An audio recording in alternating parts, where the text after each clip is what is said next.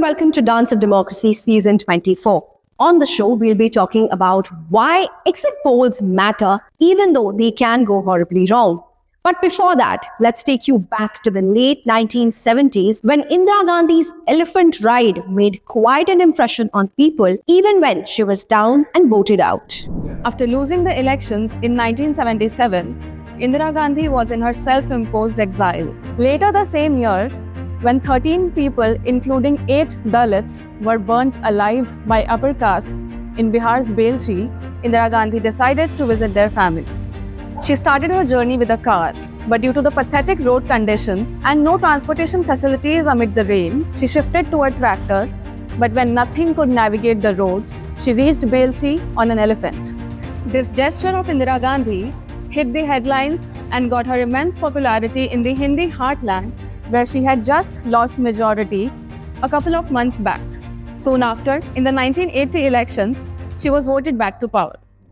The votes are in, but before we know the actual results, exit poll predictions are all we are going to hear of in the next few days. Independent journalist Samarth Bansal explains the science behind exit polls and why they matter even when they go horribly wrong.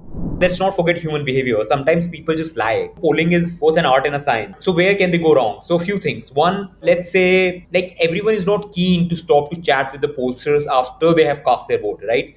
So that is a non-response bias that starts coming in your exit poll. First point of error, where you may not be able to capture what is really happening. So that's one. Second could be just a methodological error. So because the reason why we are doing polling is because we can't talk to everyone. That is what the final election result will give you. You're choosing a sample. Let's say in a constituency, you're picking some polling booths where, let's say, people of only certain religion or caste or age or gender are there, which do not accurately represent that constituency.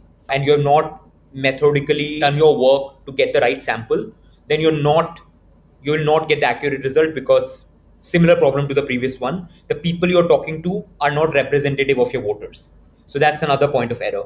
Let's not forget human behavior. Sometimes people just lie or do not want to reveal their preferences. They might be scared to say, I voted for X person, because they might feel that the pollster has some other agenda, not really just to poll. So for all of these various reasons, the raw data that you get, or on which pollsters then do their further calculations, that can be off and can lead to wrong projections. Regular polling helps you gauge how people are feeling about it, what they think about the leaders, what is driving their voter preferences, and just globally the way we study elections. This becomes an important, let's say, a tool for our finer understanding of elections. As public, we understand that this work matters and then start asking the right questions, including journalists, to engage not with just pollsters on just one day, but as a regular affair. Once we see them on our team and they see their work as contributing to our understanding of society rather than getting TRPs on one specific day, I think if we move in this direction, then polling will actually serve us. Otherwise, it just becomes an entertainment show.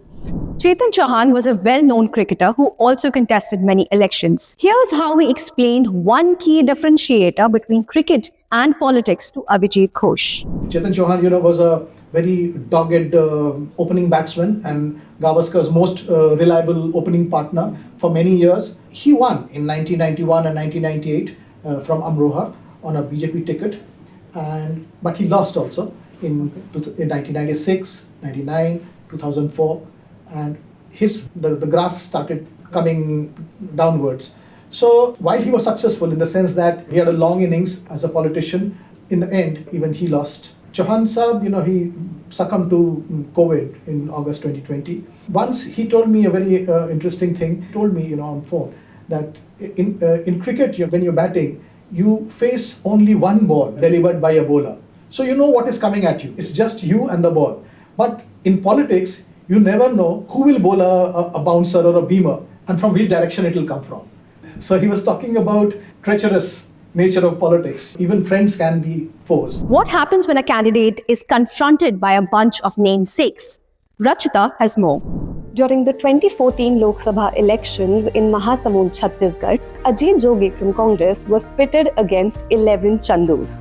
Chandulal Sahu from BJP stood in the elections with 10 others with the same name, which confused the voters. These candidates came with a plethora of election symbols such as bread, TV, a bat, a batsman, among others. Eventually, Chandulal Sahu from BJP went on to win the elections. Now time for the quiz. Which Prime Minister served the shortest term after being elected through general elections?